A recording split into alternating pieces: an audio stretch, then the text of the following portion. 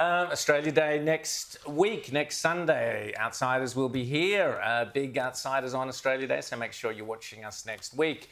But there are other things you can do to celebrate Australia Day, even if the miserable woke crowd don't want you to. Joining us now is Daniella Heatherich, the convener of Celebrate Australia. Daniella, great to see you. Thanks for coming on Outsiders. Next Sunday, you're going to be holding a rally in Melbourne. Tell us why. In particular, tell us what happened last year with your son and his mates when they wandered into town with an Aussie flag. Tell us about it, Daniella. Hi, Rowan. Thank you for having me. Yes, last year, my son and his friends went into the city to celebrate Australia Day. And they were threatened with violence if they did not put their flags away and leave. As you can imagine, as a mother, this has left me feeling incredibly disturbed that it's no longer safe to celebrate our National Day. And so what are you doing about it? You've got plans? We have. And, you know, as well, that the Victorian Labor government has cancelled our Australia Day parade indefinitely. This has left many of us feeling very saddened and frustrated as it reflects a greater shift against national pride and patriotism. So a group of volunteers called Celebrate Australia have gathered together and we are holding a rally on Australia Day. Daniella, I wanted to ask, are you expecting counter-protesters at this rally, given your son's experience when he tried to just bring in a flag to the middle of town?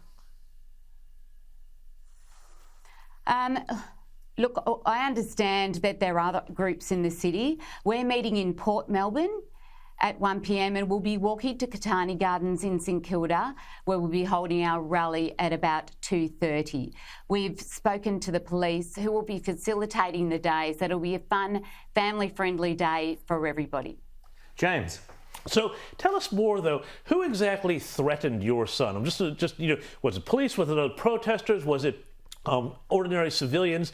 And do you think, though, that despite this, given the way we've seen so many corporations retreat from their anti-Australia Day stances, that maybe finally things are starting to turn the other way? I definitely think there's a shift. We can see that with the pubs having cancelled Australia Day celebrations and the turnaround within 24 hours because there was such a big public backlash. And of course, the IPA results came out that 69% of Australians want to celebrate Australia Day on January the 26th. This is an overwhelming majority. Only 14% of people said they didn't want to celebrate Australia Day. So I think the Victorian government is not representing the majority of Victorians. And we want to give them the opportunity to publicly come together, to unite, no matter what your background, no matter what your religion. You know what? We love this country and we want to celebrate in unity together because we have won the lottery. We live in the greatest country on earth. Well, Daniella, here's someone who agrees with you, the leader of the opposition, Peter Dutton. Have a listen to what he had to say. I don't want to be told by woke CEOs and a weak Prime Minister that I can't celebrate Australia Day. I want to celebrate Australia Day and I want to stand there with those new citizens who have come from a country and they want a future for themselves, for their children, their grandchildren. That's the great Australian migrant story. Why would we be ashamed of that? Well said, Peter Dutton, and that's why he deserves to be the next Prime Minister, because we need that sort of leadership. Daniella, so Melbourne have cancelled their official Australia Day celebration, so yours is the alternative, correct?